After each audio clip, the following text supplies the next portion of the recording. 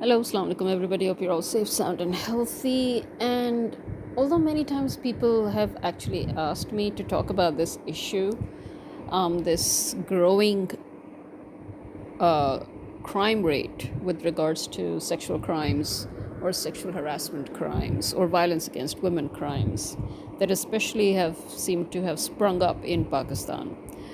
I guess one of the reasons I've been hesitant to do a dedicated podcast on it is because I'm sure I've one way or the other covered this in so many ways throughout my different podcasts or episodes, you can say.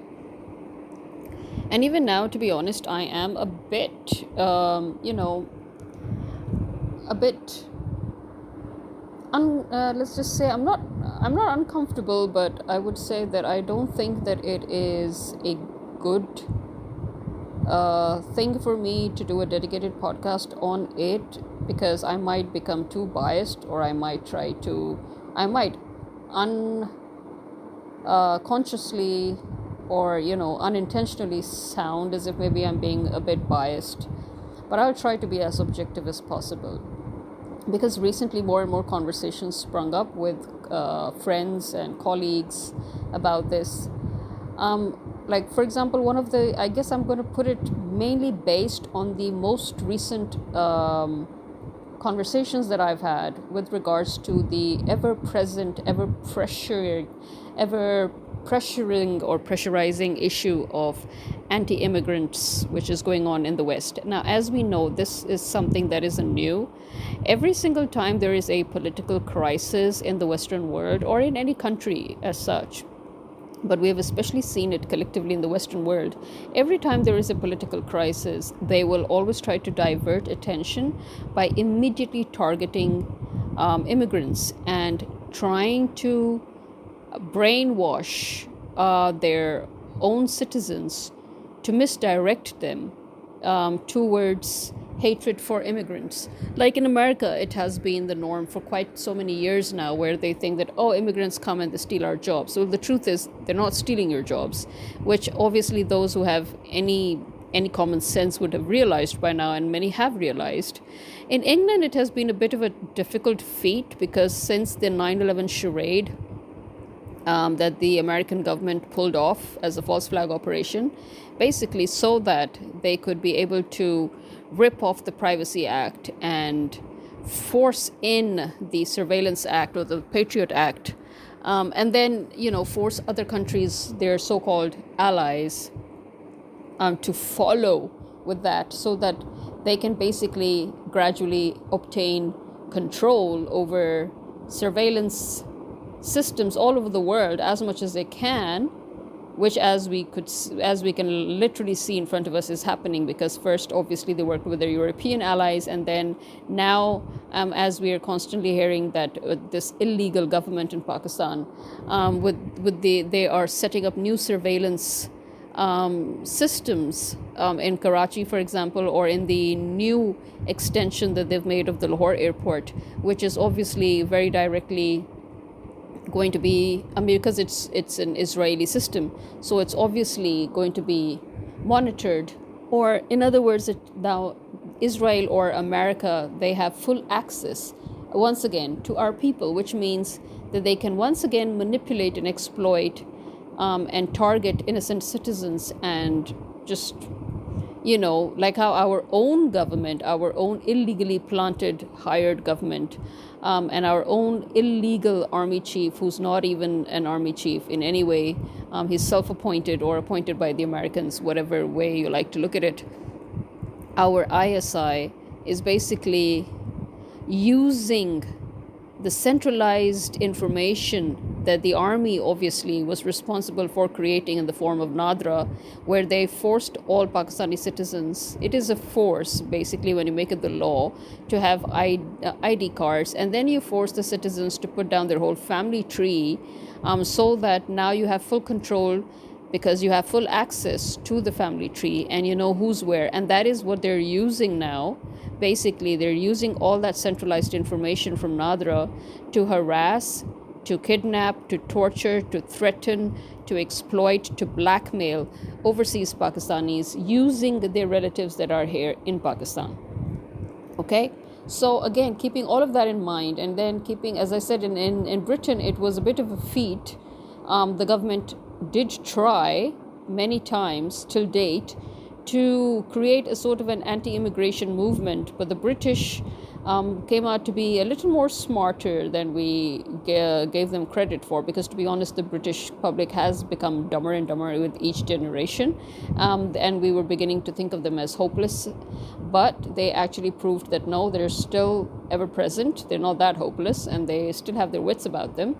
And so it took quite a long time for the British government to successfully divert their citizens towards immigrants and to create an anti-immigrant sentiment. But I can tell you that it is still not going to be the way they hope for it to be, like how it was in America.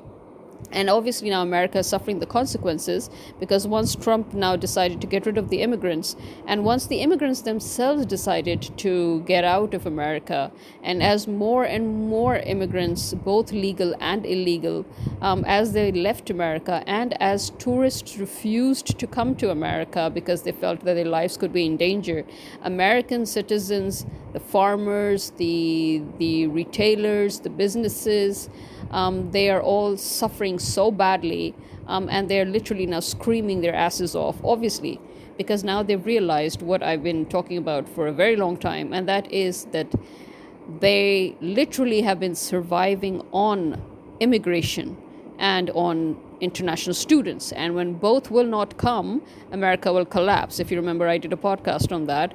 And as you can see, America has all but collapsed. It is literally standing on its last legs. And so, on the other hand, Britain obviously is acutely aware of the fact that they cannot even initiate a very large scale of anti-immigration sentiments or anti-immigrant sentiments, because the moment they'll do that, again, the British financial backbone is heavily supported by the immigrants, again, mostly Asian immigrants, South Asian immigrants to be exact. Because if you remember, before the Pakistanis, especially that went to England and settled, the first thing that they ever did was invest in properties. Whereas the Indians did not actually invest in properties. They preferred to stay with jobs, and they preferred to put whatever it is that they earned back into their own country and maintain properties back home.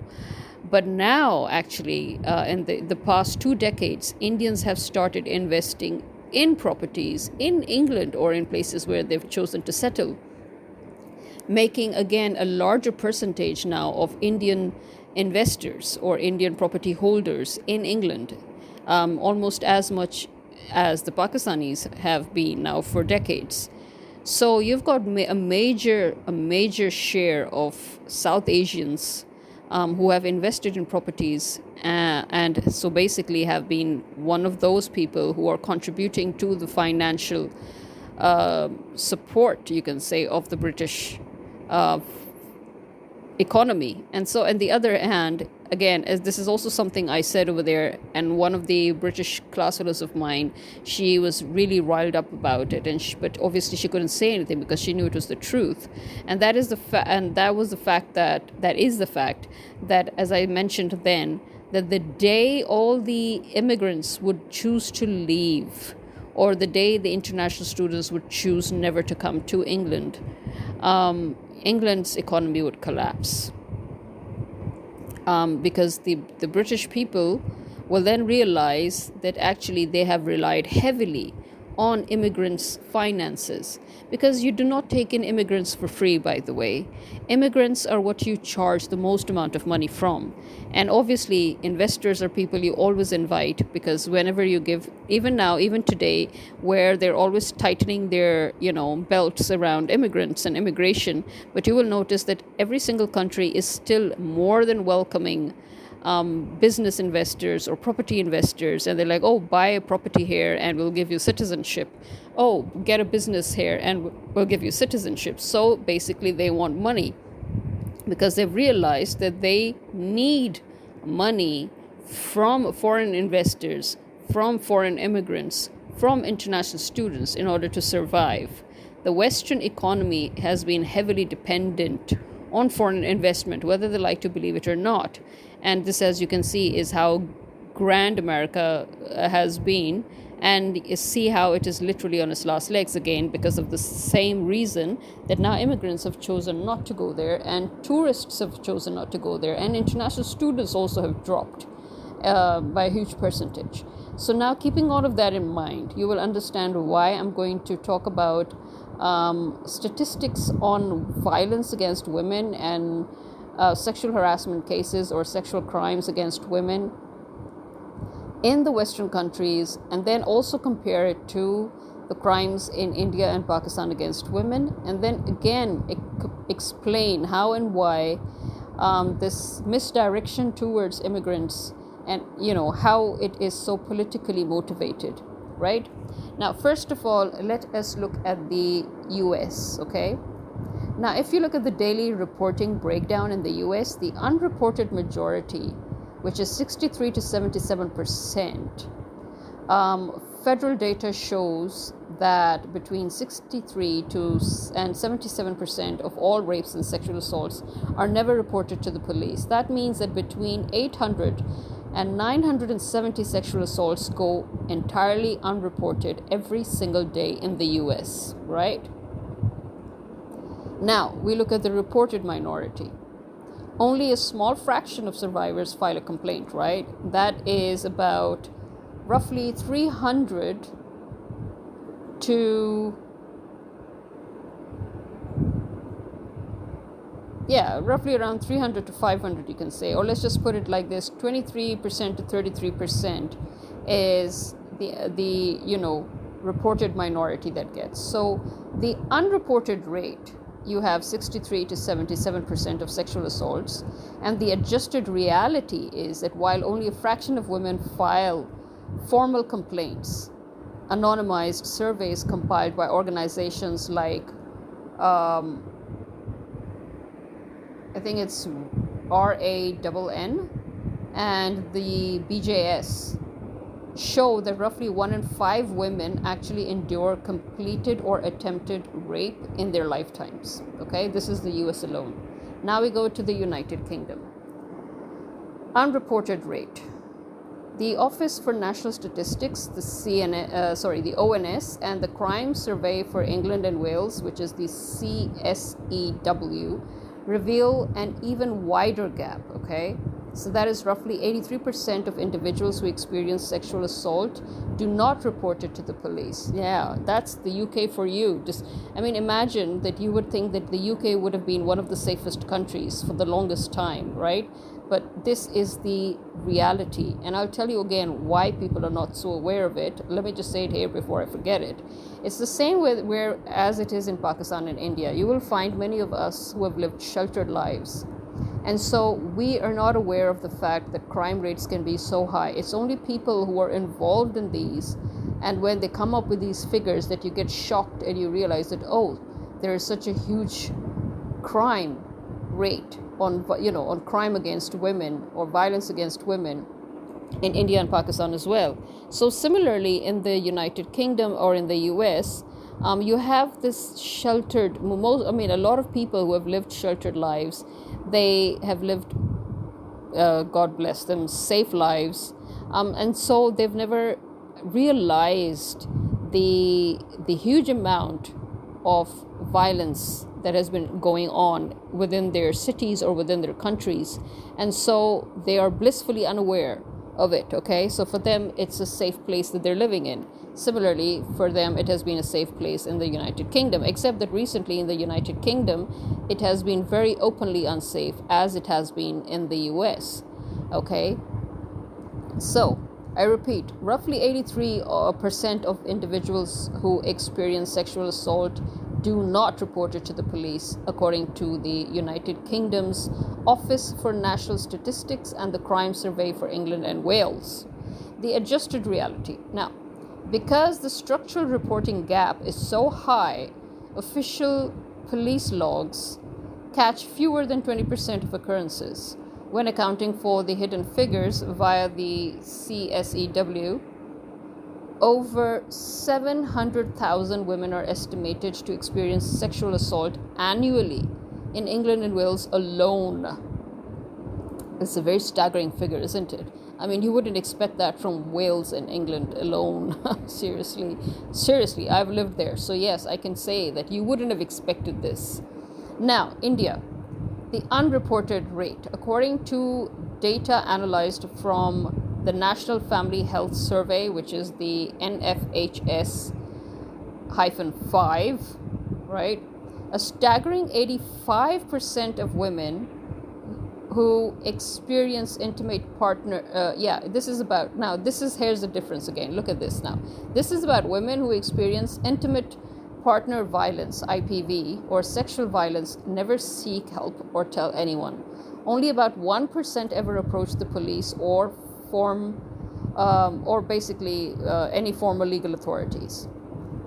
So the adjusted reality is, while law enforcement registers roughly 90 to 100 reported rapes a day nationwide, factoring in the 85% silence rate implies that the true frequency is closer to 600 plus incidents per day across the country, mostly occurring within domestic structures or rural vulnerabilities where legal channels are inaccessible. Now, see the stark difference between India and the UK.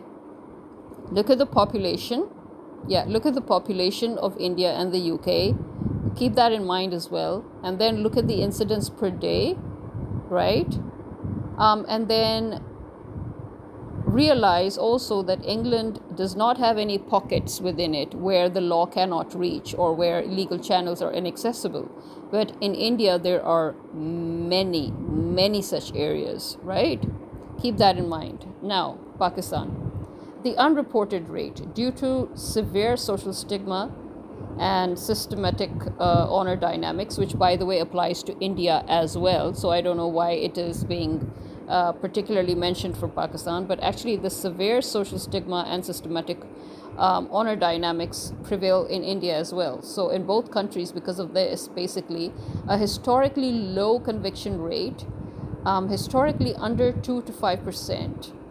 Local and international human rights bodies estimate that over 90% of sexual and domestic violence incidents go completely unreported. Okay, so here's the adjusted reality. Officially, police track roughly 11 reported rapes every 24 hours across Pakistan.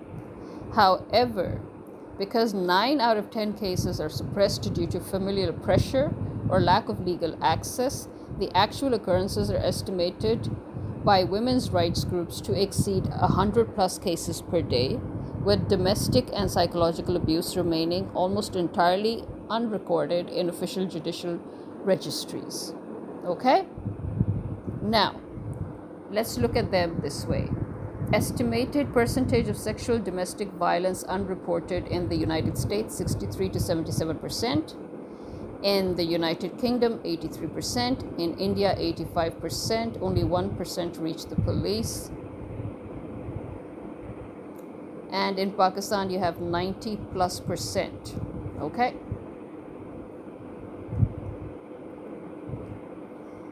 So, in the United States, officially, police track roughly 11 reported.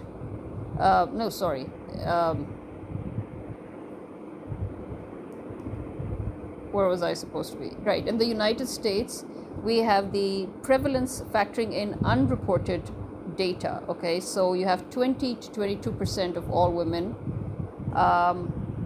lifetime rape, IPV. Okay. In United Kingdom, you have roughly 30% of all women, lifetime domestic abuse. In India, you have roughly 29% of married women. Okay, and that is physical spousal abuse. And in Pakistan, up to 70 to 90% of women in various demographics, any severe abuse. This is inclusive of all. Okay.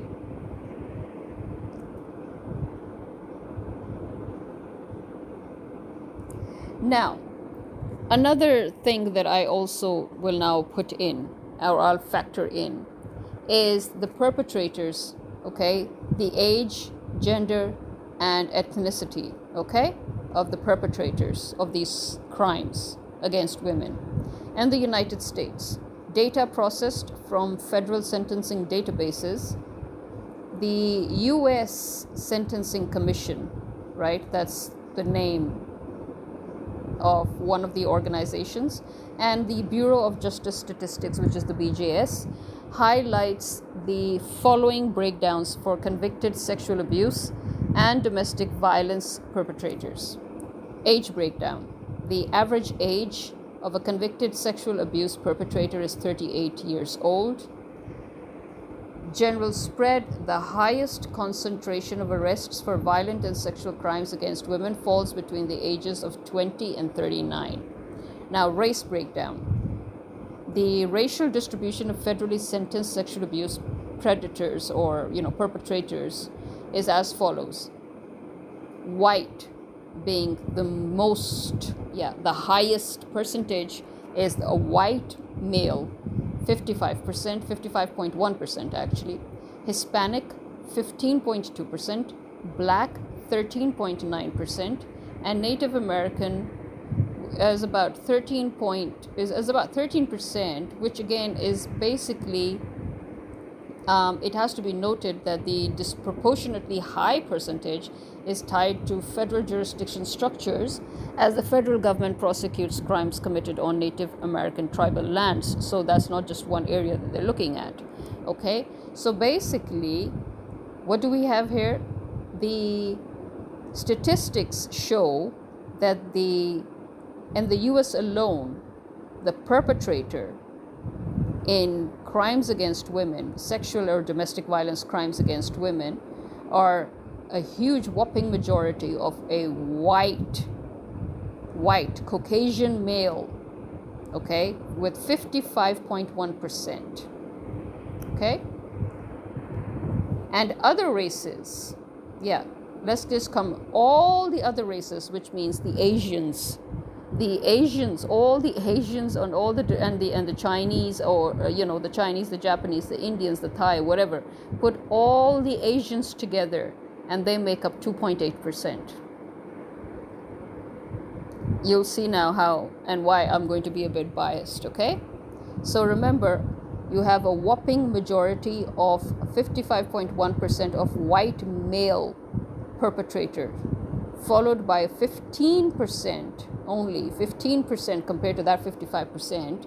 You have 15.2%, 15.2% Hispanic, 13.9% Black, and the overall, putting the whole land of the Native Americans put together under federal jurisdiction, and you have 13%. And then you have all the other races put together of only 2.8%. Okay, now we'll come to the United Kingdom, England and Wales. So the Office for National Statistics tracks domestic abuse and sexual violence predators primarily through police recorded data, prosecution registries, and specialized academic studies. So here we have the age breakdown. The peak age range.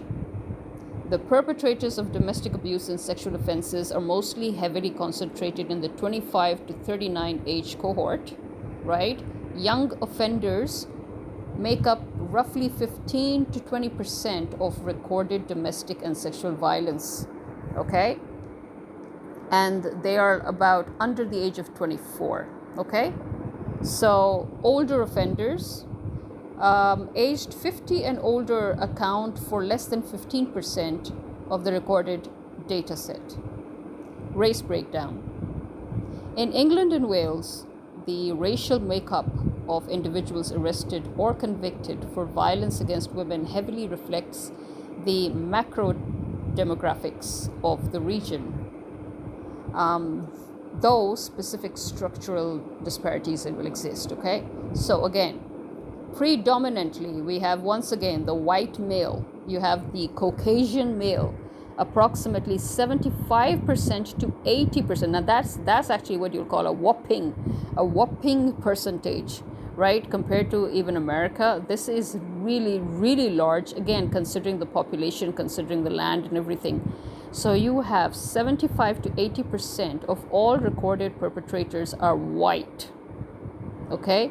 Roughly 8 to 10% of recorded perpetrators are black. Okay?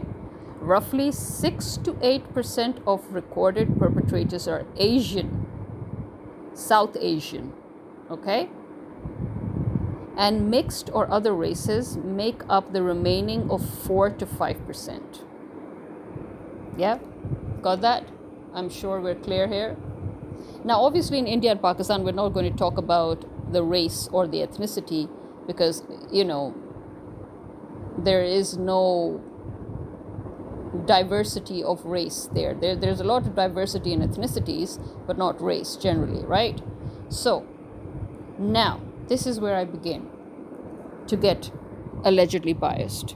So you see now when people come up and say that, oh, nowadays we're listening about an Asian who killed, for example, a Sikh Indian, he killed a white guy, and then he said that, and he lied about it, saying that, he was, he did some sort of a racial slur against me, and so in self-defense I killed him. Or if you hear about one or two Pakistanis that were involved in a crime, which was not, by the way, sexual crime. Whenever you hear about Pakistanis involved in a crime, it's never a sexual crime in the UK. It's always something to do with, theft or robbery or something. And then even, by the way, you actually find out, which is something that the media, that's the problem with the media. The media is so quick to give you that high alert, and it happens in our own media too, by the way. They're very quick to give that high alert that, this person is so-and-so person, and they're the ones who... And then later on you find out that, no, they were not Pakistanis, They were probably Afghans who traveled using Pakistani passports, which, by the way, I've witnessed myself. I know many Afghans settled in the UK with Pakistani passports. Heck, I know many Bangladeshis who settled in the UK with Pakistani passports. Obviously, majority of them changed to Bangladeshi passport after the two split, after Bangladesh and Pakistan split.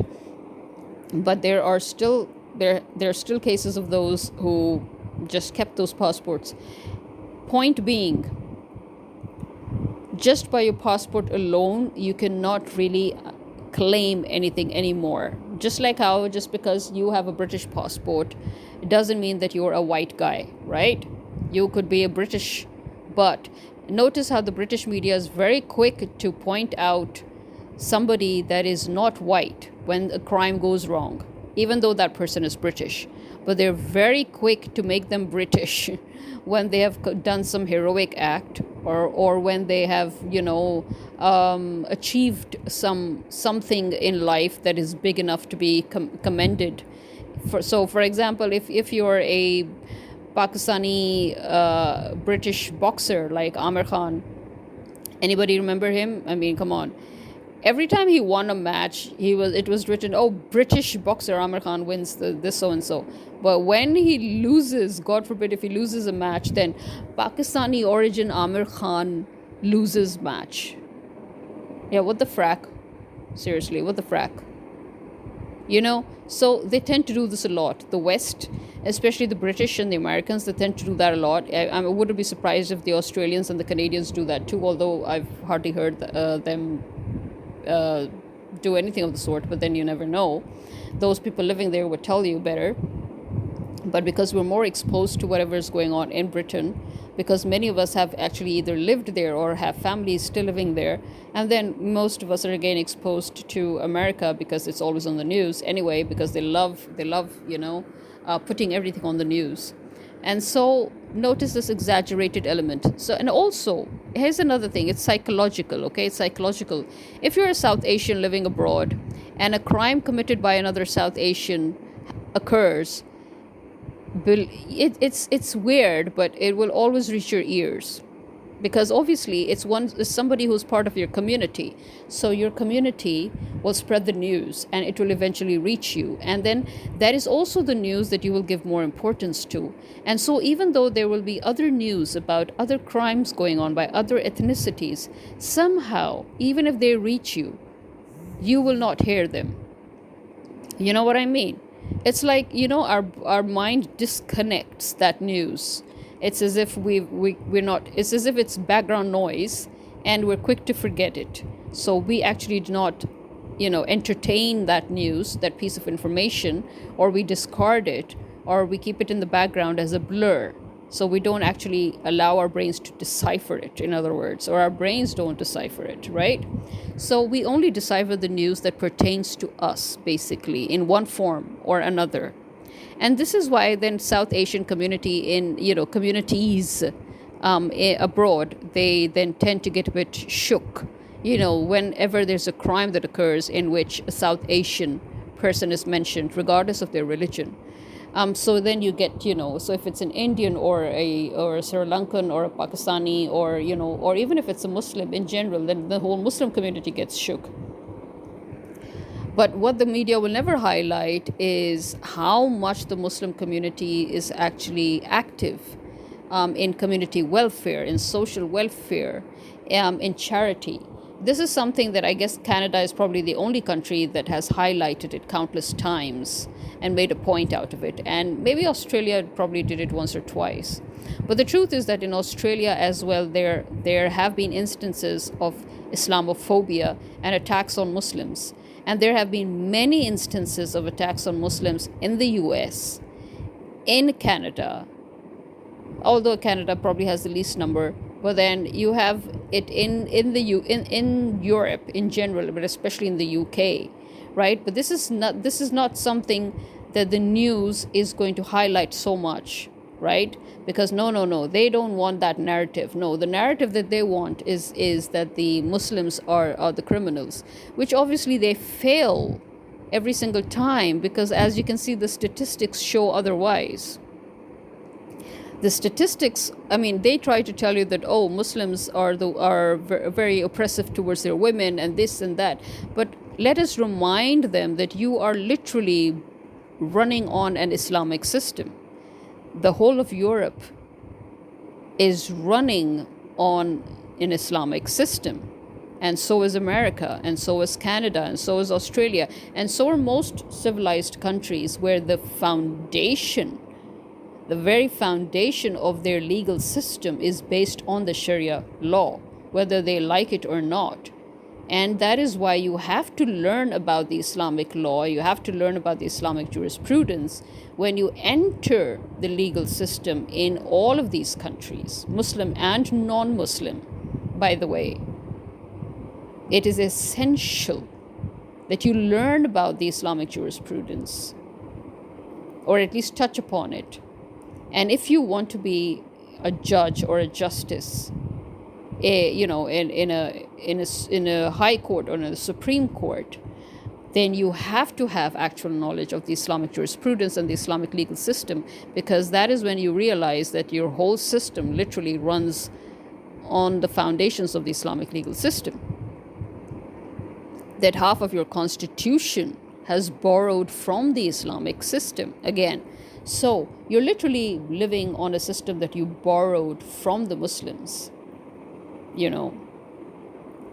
So it's not like, you're a very safe country, or it's not that Muslims are coming to your country because you are very tolerant, or, it's because you have literally stolen their system from them while you have pushed your crappy ass colonial system into their countries, and you're still controlling their countries. You see, that's the point.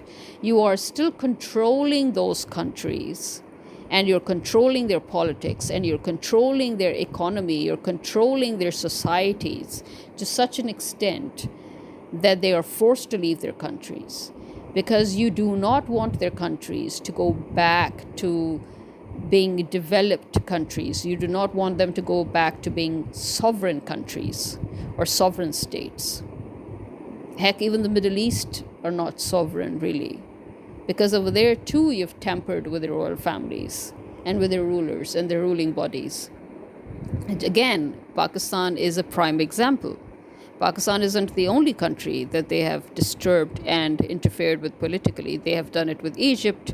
They have done it with Palestine, as you can see. They have done it with Syria. They have done it with Sudan. They've done it with, they actually messed with Algeria and Tunisia too for the longest time. I mean, there is no country that these people have not left completely alone, be it France, or be it England, or be it England's delegated mercenary or henchman, America, right? I mean, imagine, forget the Muslim countries, look at Korea, look at South Korea. America controls South Korean politics as well. You know, the Americans still have a base in South Korea. The Americans still interfere with the internal affairs of the South Korean politics, in case you didn't know that. So there is that interference in every single country because, as I said, England never let go of that one world order, that narcissistic belief that they need to own the whole world. So they never let go of any of their colonies. So the real reason why these Muslims, which you're so irritated with, why are they immigrating to your countries? Because they have no tolerance, they have no this. No, it's because you took their whole system and built your countries on them, and you're living on a borrowed or stolen system, whereas you have not allowed them to keep that system in their countries. And so they're forced to leave their countries to go to the countries that have their system. As I challenged, remember a few years before Trump, went on about his whole Make America Great and all, I did a challenge where I said, okay, let Trump get rid of everything that you thought made America what it is today. Because whatever he's getting rid of is what he promised you, that he's getting rid of Islamic influence. So if he's getting rid of the Islamic legal influence or the Islamic social welfare influence or the Islamic political influence from your America, the great America, then you should be happy.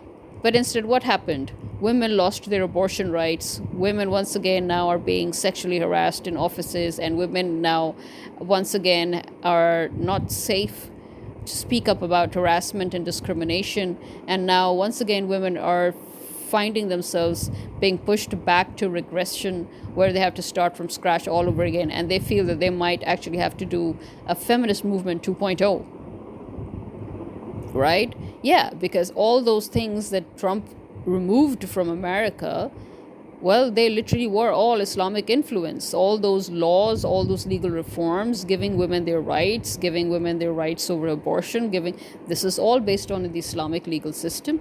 And so, okay, he promised you that he was going to remove any and every influence of Islam from the country, and you were so happy about it. So why are you not happy anymore? This is proof. This is proof that you have been enjoying the fruits, the benefits of the very system that you have been abusing, the very system that you have been inciting hatred against. And again, this is not a secret. This is not a conspiracy. It's literally an open secret for anybody and everybody who has to study the law, or anybody and everybody who has to enter into governance, or anybody or everybody who has to deal with constitutional law or with politics. Everybody knows that America runs on the Mohammedan system and Europe runs on the Umayyad system. They'll tell you themselves, really. They'll literally tell it to you themselves. The only people who do not know are the masses, their own native public. The immigrants are well aware of it, by the way, especially the Muslim immigrants, and that is why they're there, because it's their system that you're using. Okay, so these are facts, whether you like them or not, undisputed facts, on the record facts, whether you like them or not. Otherwise, you on your own, you are not tolerant. Again, go to any Muslim country, you will not face racism. You will be treated as a guest. You will be treated with kindness and hospitality. It's not just Pakistan. Go to any Muslim country. You will be treated nicely, generally. Okay? But tell me, if you people are so tolerant, why is it that there's always an anti-immigrant wave every few years? Why is it that you are the ones who have always initiated wars against anybody and everybody who's different from you? Again, let me cite the the recent just the recent history of communists. I mean, for countries who claim to be secular and countries who claim to have separated religion from state, you seem to bring in religion a lot, by the way. Have you noticed that? You seem to bring in religion when you had to fight the communists. You bring in religion when you decide that Muslims are terrorists. You bring in religion when, as Nazis, you decide that you need to eliminate the Jews. You bring in religion again now against Palestine. You're bringing in religion in every effing point. So much for being an atheist secular country. So much for separating religion from state. You people really need to wake up and smell the coffee. Okay? So yeah. We have always considered, let me put it this way. If you ever talk to the older generation of Asians and Africans, literally, because I've lived in both continents, and I can tell you, with the amount of people that I've lived amongst, from Middle Eastern to Africans to Caucasians to to North Asians and South Asians and whatever, all the Asians really. Okay, I'll tell you one thing. There's one thing that you will always hear from all the older generation of all of these countries from these two continents. And that is that there are two things that they always considered as the white man's disease. Let's put it this way. Gayism, right? The LGBTQ thing. This was considered the white man's disease. And rapes or sexual violence against women, especially gang rapes, they were considered the white man's disease. These were two things that were literally unheard of in ethnic communities, be it the Middle East, be it South Asia, be it Japan, be it Thailand, be it China, be it the Philippines, be it Malaysia, Indonesia, be it Africa, almost the whole of Africa. Go to the west side of Africa, go to south, go to the north. It doesn't matter which part of Africa you go to. Again, same story. They have all said the same thing. It's weird, and it's really weird because I've actually heard it from the Africans, and I've heard it from the Asians, and I've heard it from the Indians, and I've heard it from the Pakistanis, and I've heard it from the Filipinos, and I've heard it from the the Chinese, the Vietnamese, the Japanese, you name it, and just talk to any one of their grandmothers or grandfathers, okay, and they'll tell you, especially grandmothers, and they'll tell you this, that being a homo, is a white man's disease, being gay, in other words, and sexual violence against women was something that the white men did. And we have it on the record. I mean, even as the American soldiers stepped into Haiti, or even when they stepped into Hawaii, or even when they stepped into Afghanistan, the United Nations was flooded with complaints of sexual violence against women and children by the American soldiers. Okay? You may also look at reports of the different areas in Africa that they have stepped into and see what kind of reports and complaints the United Nations has actually compiled against the American soldiers. So, yeah, this is the norm of the white man wherever he goes. As you know, even when America waged its unnecessary, unwanted war against Vietnam, there were lots and lots of cases of American soldiers violating females and girls, especially young girls and women. Okay? So, again, the Philippines. Who's the one who created this rumor about how Filipino women have a price? You know, they can be bought for a price. You can do anything with them. Like, who the hell created that? I mean, why? Since when was it okay to stereotype a whole country's worth of women? It means that this was something that the white man did persistently to the Filipino women at the time when they had kept that country under their siege. So, yes, this is the white man's crime. Okay? And even now, despite the fact that everybody's always saying, oh, you know, in India or in Pakistan or this, yes, in India and Pakistan, why do you think the crime rate against women have increased? Again, it's because India and Pakistan are deviating more and more from their cultural norms, their cultural systems, their religions. Okay? And they're getting influenced more and more by the Western media, where violence against women has been promoted for decades. And then you now have the Korean media, which I'm very sorry to say, there is a cliche running theme of disrespecting females. There are two running themes in the Korean media right now. Not right now, but for a very long time now.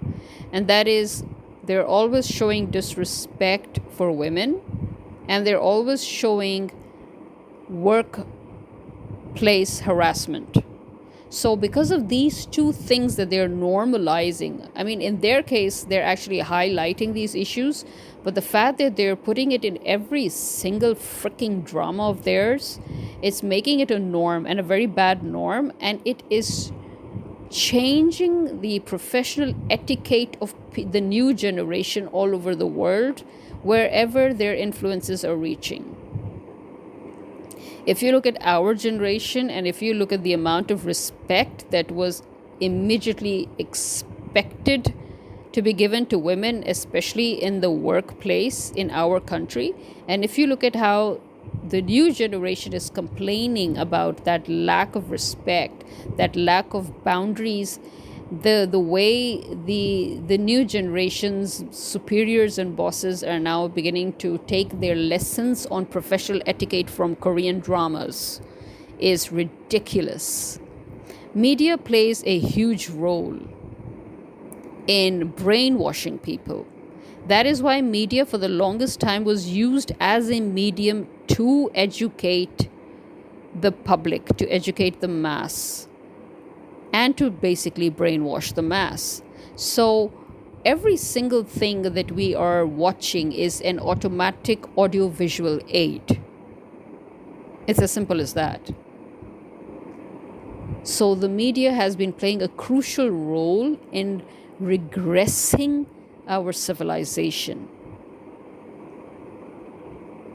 in making our civilization more and more apathetic, more and more animalistic. In fact, animals, I don't know why we keep on calling ourselves, and animals actually have a better sense of boundaries than humans do. Okay? Humans are supposed to learn boundaries from animals. Animals have their boundaries, they have their territories. Humans don't. So, for the love of God, I understand that we can get a bit shook when you're abroad, and when a crime is committed and your own community gets highlighted, and then you seem to feel as if all the crimes that are being committed around you are by your own community, or by your people of your own religion, for example, or people from your own region. Believe me, that is media, and that is politics, and that is them shaping a narrative to misdirect everybody from the real problem, the real issue,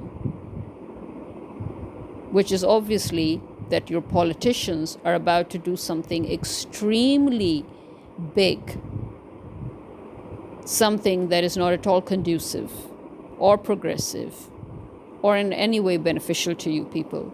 And that is basically they're prepping for war. Every single time your government is about to prep for a war or prepping in order to occupy another country or to initiate conflicts with other countries, that is when they immediately try to misdirect their masses, their public, towards always either Islamophobia or anti-immigration. So have your wits about you, everybody. And even the immigrants, please have your wits about you. Don't believe the stories of all Pakistanis are gangsters and all Indians are murderers. No, as I've just given you a very simple statistic of just cases of violence against women, which, by the way, they always like to say that the Asian men or the Muslim men or the Hindu men or whatever are, very violent against.